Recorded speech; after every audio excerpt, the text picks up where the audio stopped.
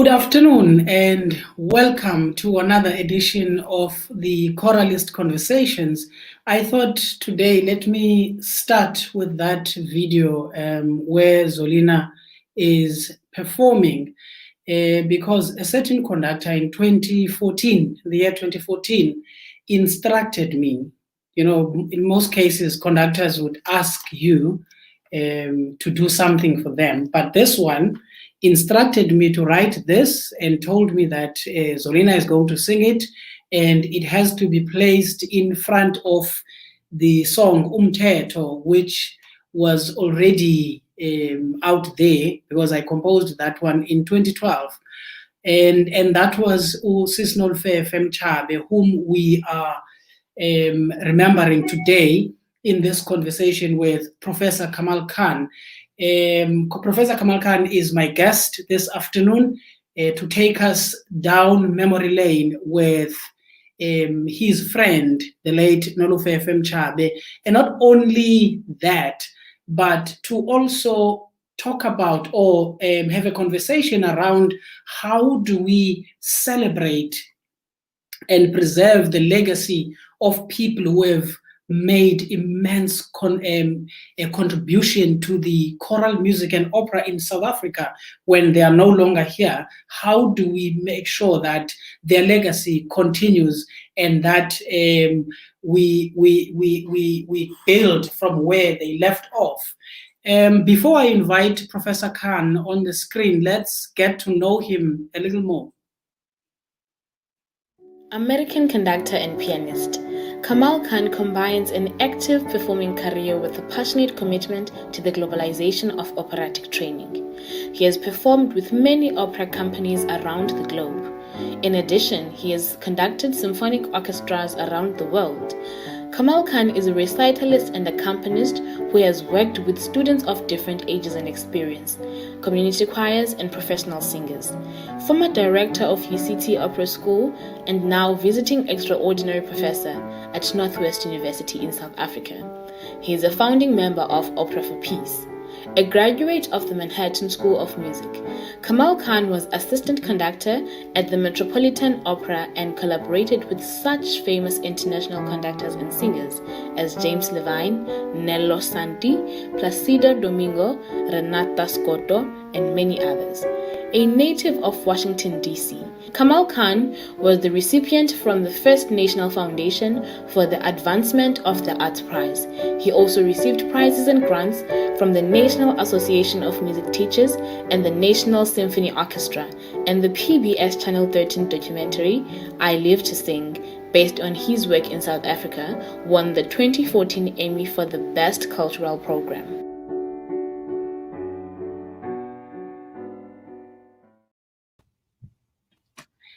Certainly no stranger in South Africa. Prof, good morning. I know it's morning where you are. It is. It's good morning for me. Good afternoon for you. It's a great pleasure to be here. Thank you so much. I know that you guys celebrated your Thanksgiving recently. How was it? I mean, it's COVID. You can't visit people. We celebrated with our neighbor across the hall. You know, sort of what everyone's doing now. And things change, but they don't change. I'm very aware the past months that this means of communication electronically, we could have done so much more of this so much sooner. I'm glad that it's made us aware that you don't have to travel to maintain contact with students and friends and clients and colleagues and all of that kind of thing. So there's certainly been some good sides, but that aside, I'm ready to get on a plane and come to South Africa as soon as they say we can. You know? And I'm sure the students, especially at Northwest University, cannot wait, to have that contact. Speaking of Northwest University, I know you are running some classes online. When do you do that, and can people attend? Well, this semester's are already passed. I've been doing some one-on-ones with the kids too. There were a series of lectures about Italian diction that I think could be helpful for everybody to watch. On Facebook, they were on the Classical Vocal Arts International page, but I think the NWU Conservatory has them on their wall too. Maybe I'll try to get the links to you, because they were just really interesting basic sessions. I tried to do in a few hours what it took me a whole semester to get through at UCT. Maybe it's easier to do it online because people aren't asking questions, but by the same trend, sometimes people's questions were the most interesting parts. And there were some message questions that led to some really interesting specific applications in terms of roles or arias that everybody sings. If a girl has a question about diction in Norina's aria from Don Pasquale, about 50 people are getting an answer they need. So it's kind of nice. Yes, that's empowering. I remember I came across one of them once. I don't know what I was doing. Then I saw you online, and then I watched. You were dealing with diction, and more especially English. Sometimes it's problematic to sing in English. Okay, that must have been from a different set of them. English is really complicated because who's to say whose English is right and whose English is wrong? Definitely. It gets into a real discussion, and sometimes it relates to where was the composer born. But even then, I didn't want to hear someone like Dame Janet Baker trying to sing American English if she was singing an American composer, because she was Dame Janet Baker. Let her sing like a British person and let us make the adjustment. And I think the same thing is true for South Africans. There are certain things about your English that's beautiful and characteristic that I wouldn't want to remove. I just want to make sure it's intelligible. Great.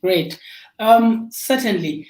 So I'm glad that people can actually attend and follow those lessons. But today we are talking about our dear friend, our sister, our colleague, Nolufefe Mtshabe.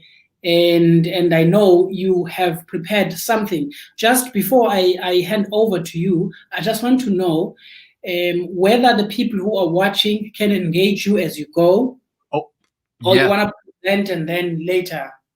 Absolutely, they can and they should engage as they go. I don't know how the technology works. I don't know if I see what people are saying, but you see, and you can tell me. Is that how it goes?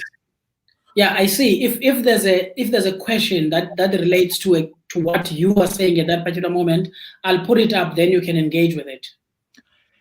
Okay, one thing I didn't feel like doing is talking the way I sent a recording for the funeral, and we talked about that. Mm-hmm. But actually, over the past months, without Nolufefe, it's gotten not easier to think of her in the past tense, but impossible. So I don't anymore. I think of her with us all the time. Yeah, definitely. It simply has not been possible to adjust to thinking of her as anything except a living presence. A lot of people didn't know when it was I first met her. And when it was I first met her and when it was I first heard her was in 1997, which was the first time I came down to Cape Town. Angelo brought me down to conduct Lucia, and the orchestra, which wasn't even called the Cape Philharmonic then. I forget what they were called. I think they were maybe the CTPO. No, I don't know. They had another name yet. They hadn't amalgamated the two orchestras. And I came down and did a concert with them, and I did Lucia. And towards the end of my time there, I went, it was June, I think, of 1997, to hear Barry Smith conduct For a Requiem at St. George's. And there I met Nolufefe, or I heard her for the first time and met her. She was the soprano for the For a Requiem, and Patrick Ticcolo was the baritone. So that was a moment where I met two people that I had no idea how much role they were going to play in my life. And I was struck by the beauty and the cleanness. When she sang a certain kind of floaty soprano tessitura, she really had a silkiness and a sheen on her voice. And I think some of the young people watching who knew her as Mam Nolufefe, who knew her as their choir master, they missed a lot not getting to see her perform. She was a beautiful performer. So that was our first encounter. Then comes, I believe it was the next winter. I think it was the winter of 1998. Maybe someone out there knows. Maybe it was 1999. But the year that the Simon Estes School people, which she brought, went to Iowa. So I happened to be in Iowa conducting Cavalleria Rusticana at a different school up there. And all of a sudden I hear that there's someone from Africa who's trying to meet me, and this bell is sort of jogged. And I heard her singing the African songs, and I saw her dancing, and I heard her singing with her lower range. And I thought, but this is the same woman who sang that angelic in the cathedral. And I began to see that Nolufefe was not the kind of person who music existed to serve her. She existed to serve it. The color of her voice completely changed when she was singing African music, when she was singing Fauré, when she sang Verdi or Puccini. And then she was so I took again another connection, and we spent some more time together. I was aware that this was a person with a rich, complex life, pedagogically, musically, in every sense.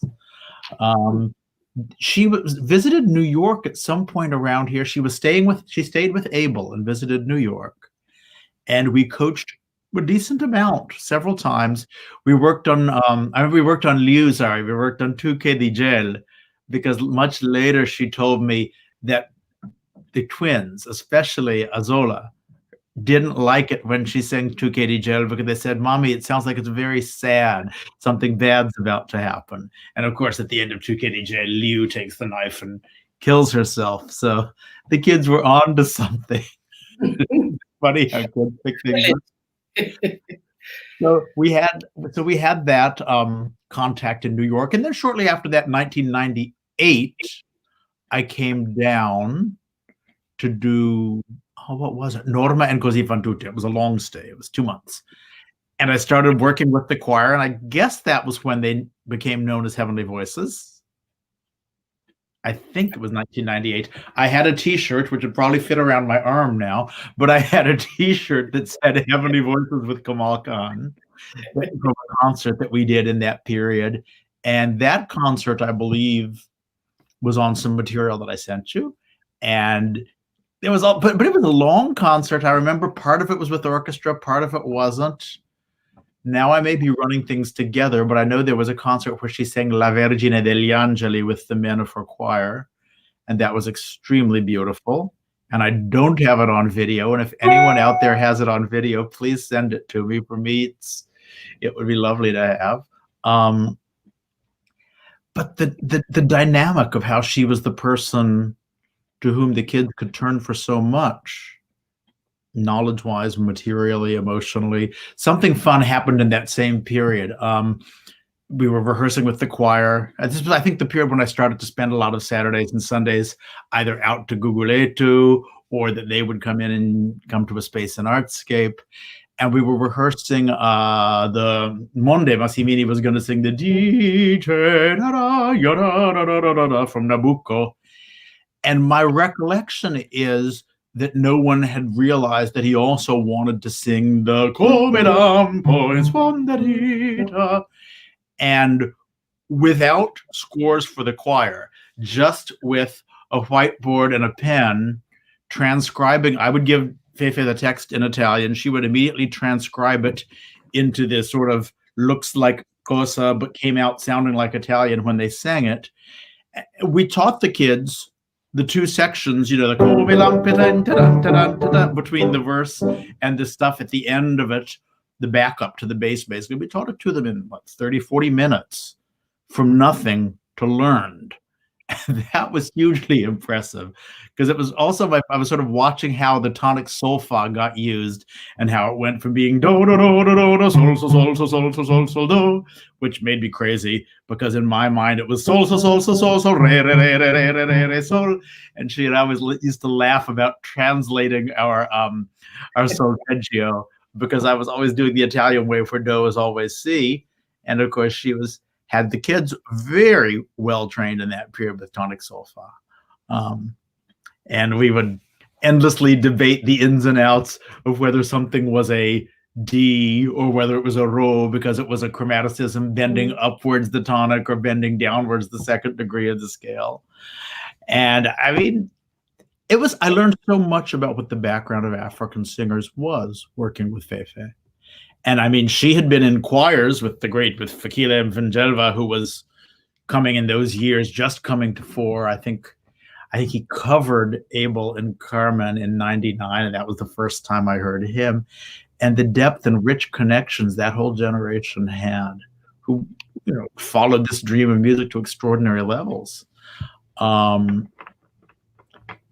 don't think there's a single South African soloist, maybe one or two, a single South African singing internationally that didn't pass through one of her choirs or, much longer, much greater personal connections that so many of the kids had with her. I mean, whatever she had, she shared. And I think a lot of the great South African careers we have today internationally wouldn't be without Fefe.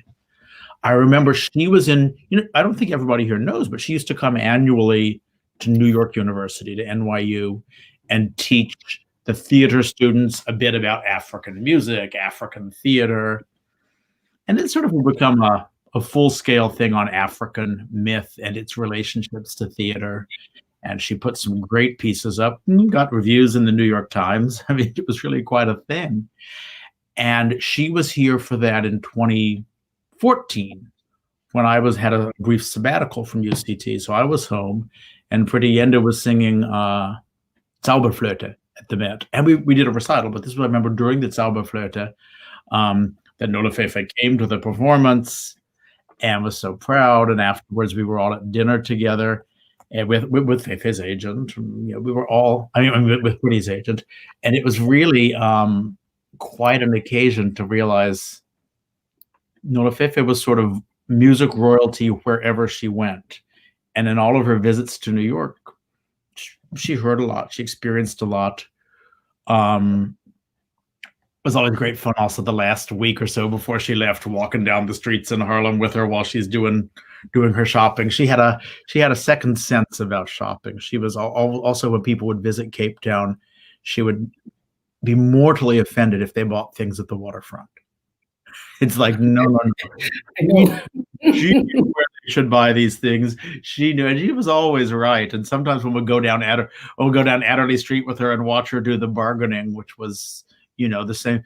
She would bargain the same way she would get basses to learn the right notes or altos to open the book or whatever. There were just so many really great times like that. One of the interesting things when I go back and find little video recordings of rehearsals and things that she did, was to see how much music we covered over those years. I mean, a lot of masses. And I think that the late 90s were probably the years that operatic music was beginning to almost dominate over sacred music in terms of what was being done in the competitions. I don't know if there's other people here who can remember more clearly, but it felt like all of a sudden, one year it was all Verdi, and one year it was like all Wagner. The big Wagner year was something. And I came across some video of our doing the Einzel, the Tannhäuser with her choir. And just so many people really set the bones for music they were going to sing over and over in their lives so well with her. Her ear for sound as well, the quality and beauty of voice that she was looking for was really something special. And we would share a lot of ideas and inform each other's concepts. It was a great partnership. If she told me she had someone she wanted me to hear, I knew something really interesting was going to be on the other end. And it always was. Definitely. I mean, she had her own ways. I know you would invite her over to your choir. In most cases, I worked with her since I came here in Cape Town since 2011. And, I would watch her work. By the time she's done, I wouldn't know what she did to the choir, for them to sound the way they did. She just had something special, it was such a whirlpool of energy. I remember in South Africa at one point noting she was like the only person that sweat as much as I did. We used to just go into those rooms on Sundays, and maybe I'd have the men and she'd have the women, and we would meet each other after a couple hours. And like if I was wearing this shirt, it would be dark blue, and she would be the same. It was just, it took it out of her. It wasn't the kind of art that conceals art. It was the kind of art that you worked for, that you struggled for. And I mean, the changes that she brought into people's lives and vocalism. She also had this great sense. I don't think I ever saw her once ask someone to do this to make the voice come forward. She had a very Italian sense of it, that it all came from the raccolto. Where this gift came from, other than the relationship between her ear and her imagination and her throat and her heart, I don't know. But it was a completely Italianate aesthetic she had. And that was a gift to everybody that came through to see her. They had a lot less to unlearn. And every so often, they would get unlearned by local academics or whatever.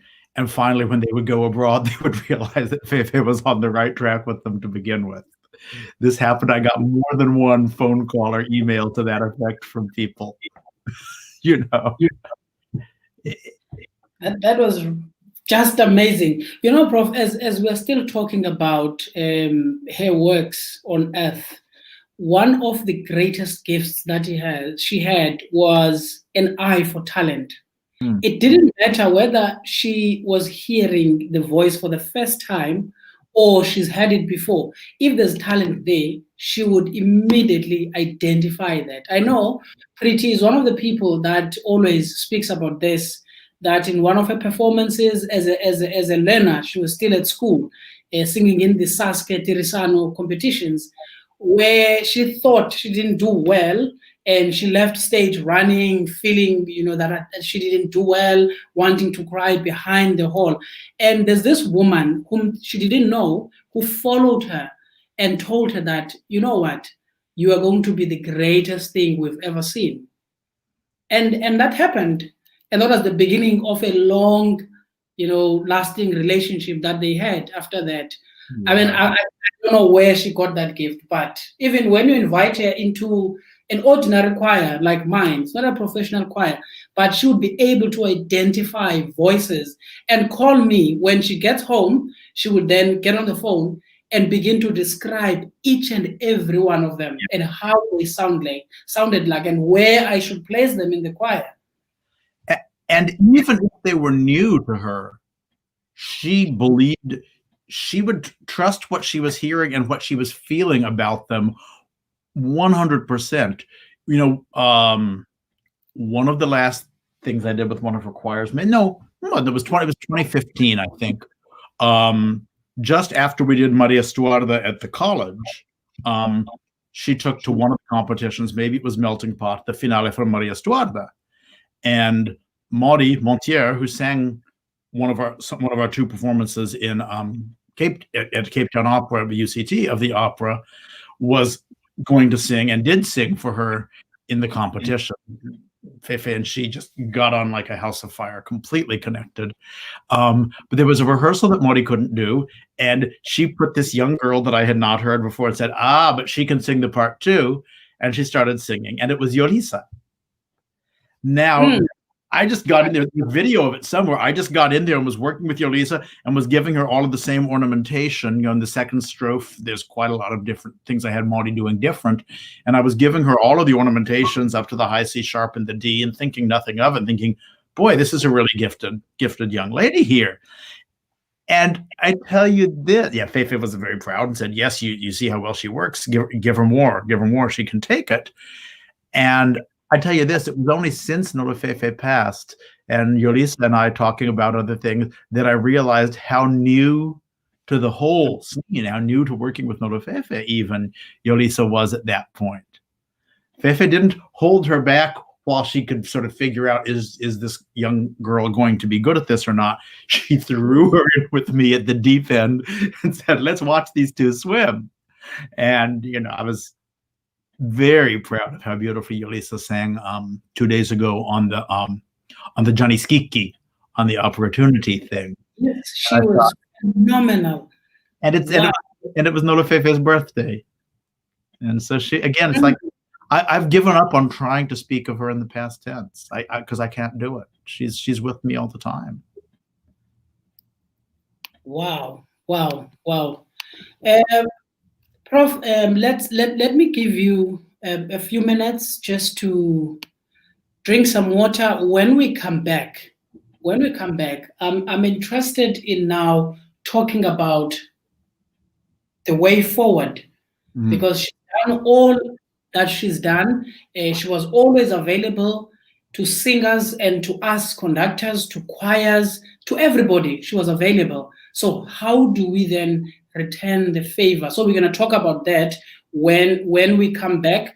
I'm going to be chatting to Sipho Fubesi for a minute or so, because Sipho Fubesi is doing something great back in his hometown in Butterworth, training singers there, and I want to hear more about what he's doing and where he's going with this.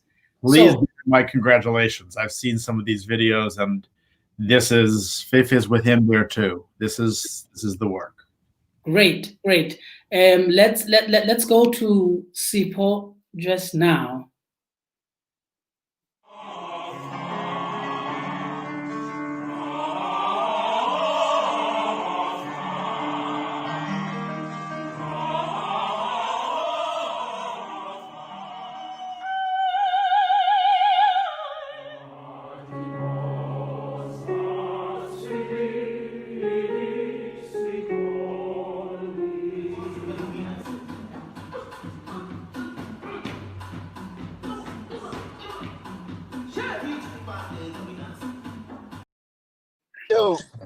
Hey, dance again. So then, how are you? Yes, it's a yonke into Yeah, are you okay. Good? I'm okay. Thank you very much for having me. And how are you? I'm very well, man. I'm very well. Thank you for agreeing, Ukuza. I know you are busy, so I'm not going to keep you long. Tell us about what you guys are doing in Butterworth, because I know everybody knows you and I, Suga Corner. So you are back there. You've been in Cape Town throughout the year, and you left towards the end of the year, and you started this. So what are you guys doing? And Goba involved? Yes, well, basically, I'm trying to give back to my community by giving the singers, amateur singers from where I was born. I'm trying to give them the taste of what theater is, the taste of what opera is. As you know, that Eastern Cape, Epondwin, is very rich when it comes to music. And Definitely. if I can give you a little bit of a story about opera in our country, it was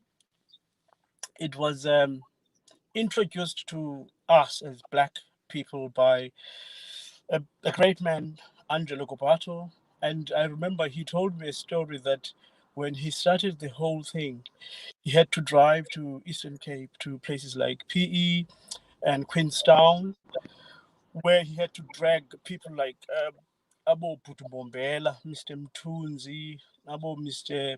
Mahlaba Luzuko, or Sismanta, or My Dear. The list goes on.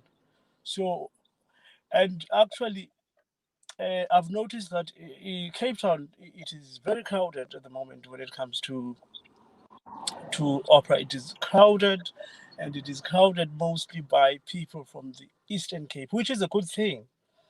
And then I thought, why not we maybe create something where it's going to keep, at least, even if it's a small number of singers, that's going to keep them here, and then probably it can develop to something bigger. And then an idea came. I thought maybe I should start this with singing workshops, or singing sessions or singing whatever you call it, and then we can see where it will take us to. But a vague idea, Sbu, a vague idea or a dream that I have is to have a, a singing academy, specifically Mnquma or in the Eastern Cape, and then probably in the future we can have a small opera company or a small opera ensemble where we stage concerts or operas regularly. But what I want to achieve at the moment is like a singing or music academy. That is my dream. And believe me, Sbu, I started this from my own pocket. That is why I always make noise on Facebook, on the social media, that if there are people who are interested to donate, it would be great. Great, and it would be a great privilege for these kids. They are so dedicated, Sbu. They are so excited about this whole thing because it's something they love, and it keeps me going to see them passionate about this thing. And the reason I feel that is keep passionate as well because I was there once where I was hungry for opportunity. And fortunately, I had people like Mr. Kitigid and Mr. Mahlangeni who helped us, actually me and you. They helped, even though they were not into opera, but they raised us musically until we figured out what we wanted. So this is what I want to do to these kids as well. But it is surprising, because these kids are not only hungry for singing, bruh. They are not. You know, I had a conversation with Mr. Gidigiti, which was a very sad one. I happened to visit one of the participants in this group, and the situation in her home, it is sad. They can't even afford to pay for electricity, alone food. The place, it is horrible. It's terrible. So we had this conversation with Mr. Gidi Gidi, trying to find maybe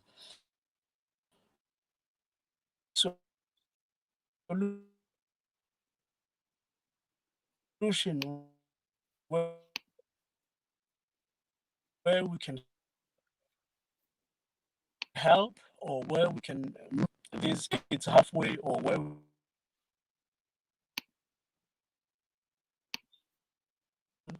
we can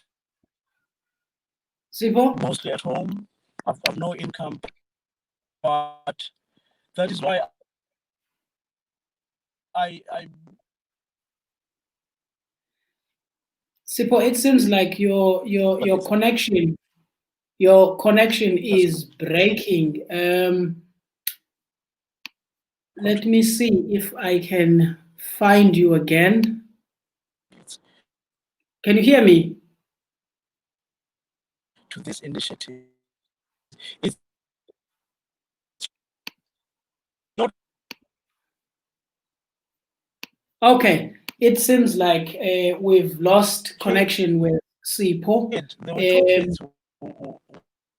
two kids when asked. His connection is not so good. I know it happens on that side of the world. So, but we've heard the gist of what Usipo is doing, and you can find him on Facebook, Sipo Fubesi. And if you want to get involved, you can then contact him there. I will also post his contact details because we couldn't finish the talk because of his internet. Let's go back to Prof. Kamal Khan to finish up our conversation with him.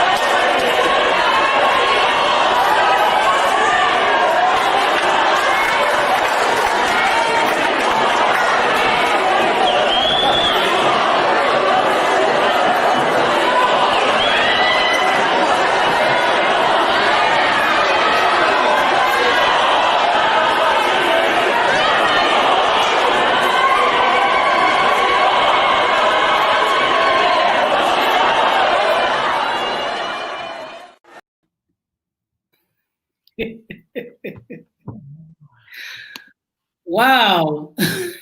She could have made rocks dance. That was quite a while ago. But I tell you, I she mean, had her way. She got me moving better than I was before. imagine. I mean, it took us seconds, to transform you from what you were to getting the movement. That was great. I mean, I'm looking at the faces there. Those are some of men, grown-up men and women today with their families. I see young faces, the Mbelo, Abosia. There's so many of them. This must have been 1999, right? Yes, I think this was 99. And I mean, Yeah. everybody has changed. But great time. Prof, as we go back to the conversation, we have about 18 minutes to finish up. As we all know, Mrs. Fefe was a conductor, a choir conductor. She was a teacher, and she really wanted to transform the choral sector and improve. You see, and part of that involved introducing young singers to universities like UCT, some at Cape Town Opera, and of course the later ones like Yolisa is at Northwest University, but she was still doing the same thing. But you find that in the process of doing this, there's not sure whether I would call it a relationship breakdown with singing teachers now, whereby you send these kids to school, but then they come back saying, no, I'm told I can no longer sing in the choir, or I can no longer sing African music. How do we improve this? Because it is still happening every now and then. Oh, I had so much hoped that was stopping happening. I mean, we again refer back to the wonderful, great, really sort of the patriarch of this all, Angelo Gobbato. And Angelo always understood quite clearly that people had the relationship to their choir. Definitely. And how they came to us. And I know when you had Zvandile Matthews on, he was talking about basically how Angelo sort of always understood that. It's sort of the render unto Caesar that which is Caesar's thing. And the notion, first of all, the notion that the African music is going to somehow damage your singing for the rest of the music relates to a particular concept of vocal technique, which I don't share. This has always been an interesting thing. And as time goes by, I learn more and more about this. And I'm really sad I never got a chance to have this conversation with Nolufefe, because during lockdown, in my own studies as a pianist, I've become very fascinated by watching what the coordination is in actual child prodigies. You see these videos of 5- and 6-year-old kids that can play Chopin etudes, and you're thinking, what's going on there? What is the physical process allowing them to do this? And in many ways, it was a familiar way for me to think, because when a 14 or 15-year-old kid comes in, the Soavi Zefiri in a choir, or sings, big solos with great beauty of sound and with a lot of musical understanding, the study is to see what is the coordination this young man or woman has that's allowing him to do this, and how can we build and support this coordination? Not how can we immediately tell this person, although we love their talent, that everything they're doing is wrong and they must give it all up. This is so antithetical to how I see it, and it would be very sad for me to believe that way of thinking is experiencing a resurgence, because I felt like that way of thinking was sort of on the way out by the time I left UCT. That we weren't having the situation where people were telling women, if you want to sing opera, you can never use your chest voice again, or people. I hoped we were beyond that, and I'm sure we are beyond that in the long haul. I think, like so many things, the pandemic is making certain kinds of communication difficult. And people need to be in the same room with each other again, working and seeing. About scheduling conflicts between choirs and professional events, that's another long, old story. And it always requires a lot of anticipation to avoid, even with the best will. Every so often, sometimes that happens. That is surely not the problem now, because nobody is doing anything. So I shouldn't say nobody is doing anything. Actually, I see in South Africa, there's a great deal of attempts to move the discourse forward.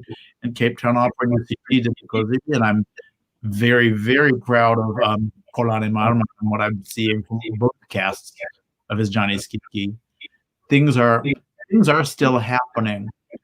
And I hope the cross-pollination between Western repertoire and African repertoire continues unabated. Prof, I like the way you responded to this question. It actually poses a challenge, or it opens up a world of opportunities for young scholars, because your approach is, what is it that makes these young African singers to be able to do this without training? Because if you were following Amazon Zanzi and Jabulo Madlala's competition, bulk of the voices there, even though in the end you could tell who was being trained and who was not, more especially in the second running, because this is when the teachers had started having contact with their students, even if it's online.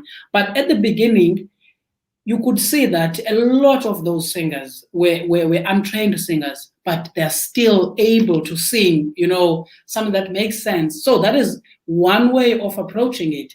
And for me, it wouldn't make sense, that the very choirs that nurtured these voices, discovered these voices, and then sent those voices to universities, then they become the devil in the same voice.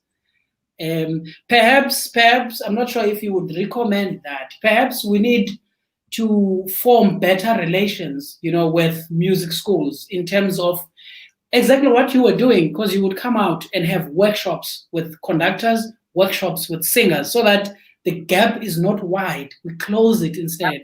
It can't be. The Saturday and Sunday afternoons out in the location. I remember Siasango was the first one to decorately use the word "the location" to me.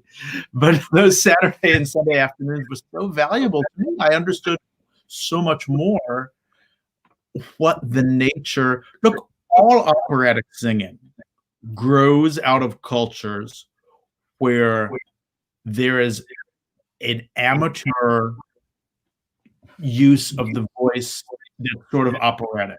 If you're, in most Latin countries, you pull out a guitar and someone starts to sing. And any wonder so many of our great tenors come from Latin America and from Spain, from cultures where this kind of thing is that way. It's similar in South Africa. The great George Shirley came down from University of Michigan and nickel tour. George Shirley was the first Black American tenor to sing solo roles at the Met and Grammy Award winner, a great artist. And he came down one of the first years I was at UCT, and it did him so much good to see young men singing as an extension of who they were, not as academics picked up on the side. And we have to build on that, because that's what opera is based on. Training operatic singers in a research university. Let's just say the jury is out on whether that's really an effective way to train people or not. Because many of the greatest opera singers of the past 100 years didn't go to a university, didn't go to a conservatory necessarily. The training was different. In the old days, the training was the kind of intensity that Fefe did with people, but very few of them at a time, which was the piece of the Italian tradition that's the opposite of the choral tradition. And the more you understand historically about the origins of operatic singing, the more you understand about the historical context in South Africa, the more opportunities you see. But you have to understand that that's what the job is of training singers in South Africa, that we are not. And I hope I never tried to recreate the schools of my youth in America, because I wanted something better for my kids, and still do. Speaking of learning by being an extension of who we are, I know that's one of the things that she wanted to achieve. You would recall uCarmen Ekhayelitsha, the translated Magic Flute to Impembe Yomlingo, and many other productions that she was involved with. Now, that takes me to the African opera, because we wouldn't separate her from opera, even though she wanted to pull the two worlds together, African music and the opera together. So how do we then take, African opera to the world stages? Because there are efforts within the country of commissioning new operas, performing them, but then after that, you don't see what happens. You don't know what happens after. So how do we take these to the world stage? I think internationally, the problem of getting second performance is the bane of the composer's existence. I was very, very happy to commission you to do a lot of mine when we were at college. And it had great roles. Makoitsi and Amanda did the one part, and for Martin. And I would love to see that piece revived. And every time you revive a piece, you tighten a few bolts here and there.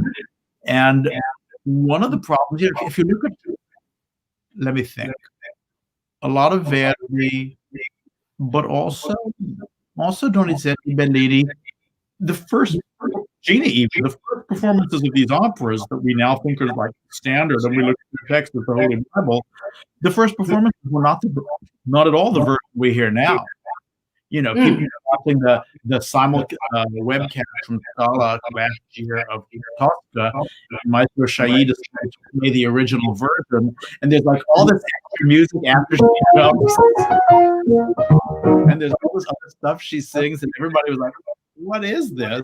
I was like, "What if you're a scholar? You actually know about the version Puccini first wrote." The first thing we need to do is give you young composers. I have the pleasure to refer to you as young. Yes, I am young. Absolutely, definitely in comparison to me. We got to give you performances. We got to give you third performances. In retrospect, commissioning for one set of performances, not that necessarily it would have been easy to find partners, but one would have wanted.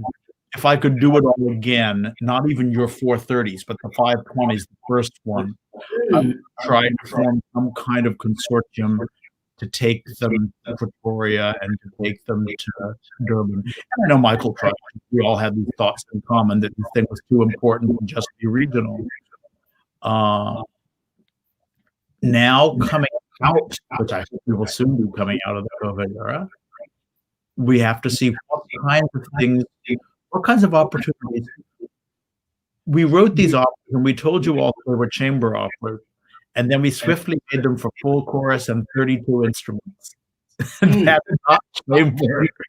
We got excited because Africans like Texans like everything big. And so we might want to think in terms of encouraging you guys to write operas for 3 or 4 singers in an ensemble of 12 and 6 to 8 instruments, and maybe using African instruments as well, so that the pieces are more interactive, so that they're more portable, and in our early post-COVID days, so that they can be performed outdoors. Because I think if Fitzgerald were with us today, she would definitely be looking at the great outdoors. We would be saying, but summer is coming. You know what? Why don't we do outside? And if we stand 6 feet away from each other, we stand 6 feet away from each other. I remember in an interview, she was once asked why Africans had such big voices. And she said, "Oh, it's because growing up, we would just yell from one house to another, in the pre-cell phone days." And so maybe we're back to that. Maybe we're back to 6-foot distance being no impediment to the real vocalism, the properly connected and coordinated registers that I associate with African singing. Outdoors, the great outdoors may be our next step. And I would explain what I meant about the technique too. My fundamental belief is that the human voice is a registrated instrument. We have chest voice, which is where all of us, men and women, speak. And we have this other hybrid coordination that takes us into the range we associate with operatic singing. And that's the connection of head voice and chest voice. You hear it in great Italian singing, especially from the era when all these operas were written, and you hear it in African music. Maybe we play around with the balances. The great tenor Salvatore Fisichella said, it's always a balance, that every note in your voice has some resonance from here, and every note in your voice has some resonance from here, but the proportions shift naturally as you go up. And I would see one kid after another who never had a voice lesson in their lives singing that way when I would start going to the competitions. Instinctively understanding that there's a certain point in which all of it starts to connect to something else, and off it goes. Many a time, a kid would get told they had to stop singing the African music or stop singing in the African way, and they would stop using their chest voice. And about the time of their first jury, everything would be out of tune because the proper integration of their chest voice was gone, and they would lean too heavy on this new head voice coordination, especially with nerve, and everything would go sharp because never sang out of tune before. So it requires both a lot of wisdom and a good ear and no cultural agenda and no cultural baggage to do this job right. And this is part of the key of why Faith was so successful and part of the path we need to walk. Definitely. Prof, let me have a look at some of the comments from the people who are watching and following this conversation as we are getting to the end.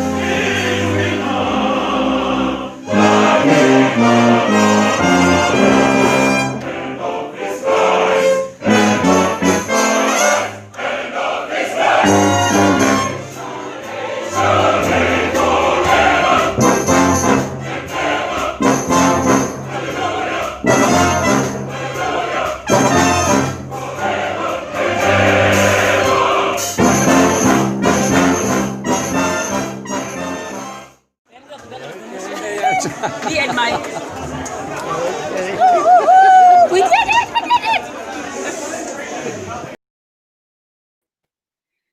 She was so pleased, as you can see, with what you guys have done. Prof, we have about a minute or two. On this one, we may not necessarily discuss it, but just your advice. If, as South Africans and as people who were so deeply touched by Sis Nolufefe, we want to continue celebrating her, what would your advice be? How do we celebrate such a great musician?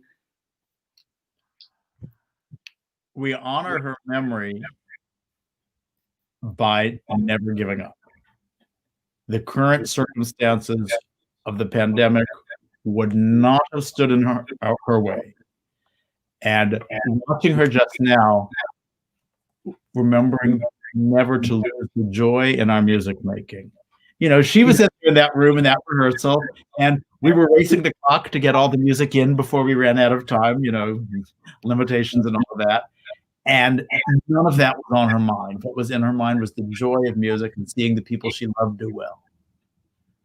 And if you loved music, she loved you. So we need to carry that on to our colleagues. Not competitive. She and I talked a lot about, did we like the competitions? Did we not like the competitions? And the concern that the desire to compete might take away people's joy in it, or the fear of competition might remove people who were naturally musical and wanted to sing. Joy/work. That's how we memorialize Nolufefe. Definitely. And of course, what you said right at the beginning, being true to the music, being honest to the music, working for the music, and not the other way around. And when you do that, you become like her. You learn whatever that is needed by the music. You don't force your own things into the music. Of course. We used to call them the NCF crescendo diminuendos. We used to have big laughs because they're conductors who had great controls of their choirs, that they could make effects completely independent of what's in the score, but the effects were beautiful. But we used to laugh sometimes about it, laugh with admiration. Nolufefe never had anything but admiration for a choir, a conductor who had good control of their choir. But sometimes we had to shake our heads and say, is that really what it's for? Definitely. Prof, thank you so very much for giving us your time, for spending this hour with us. And of course, I know wherever she is, she's smiling. And I wish the people that are watching, whom I know, they're really, they were friends with her, they were colleagues of her, they worked with her, that when we continue to celebrate her memory, we do it in the manner in which she was. And that was, she did whatever she did, not for glory, not to be praised, not for anything, but she did it for the music. She did it for the love of the singers, the young singers, the love of the genre. So if we could also adopt that as we continue to celebrate her, and not celebrate her just to elevate ourselves, because that was not who she was. So, Prof, your closing words before we go off? I wish everyone the joy of music that she shared with us. I look forward to seeing everybody back in South Africa when this is all over. And let's not wait till it's all over to make music. I'm grateful so that you brought me here to the Choralist. I see lots of friends have been watching, and it's given me an hour to feel like my sister's here with me. It's been a great pleasure. Thank you so much, Prof. As we go out this afternoon, I'll be playing a song where she is singing, and as you would hear, she's true to the music. She's not the opera singer, she's not the choral singer, but an African singer. Good afternoon. Bye-bye.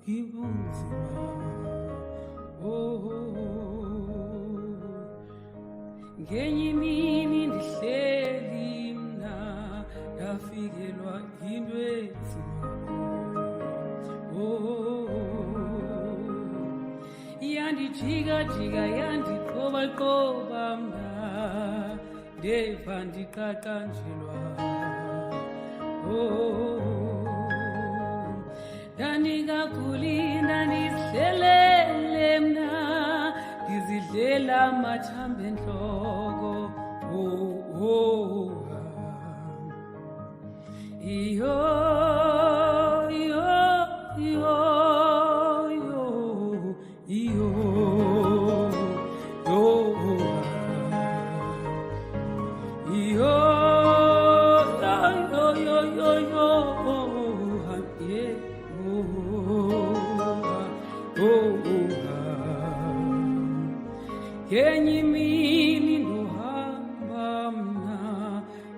hambe wondikoduye nesokala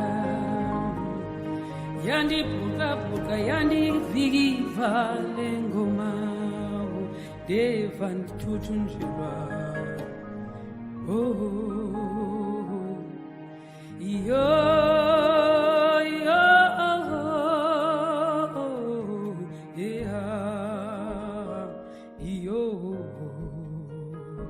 iyazingisa lengoma yahlala ihleliku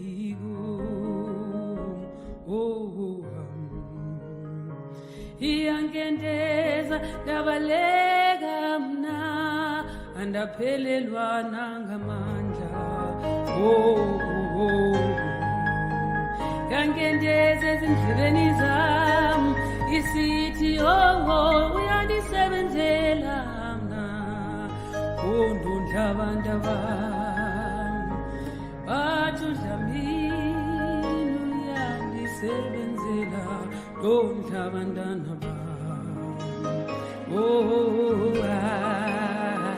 umama wasezilalini ucinga kwenzelweyo ongumyeni wakhe amthanda kunene ingathi ndiyabona umandabo wami bezothini na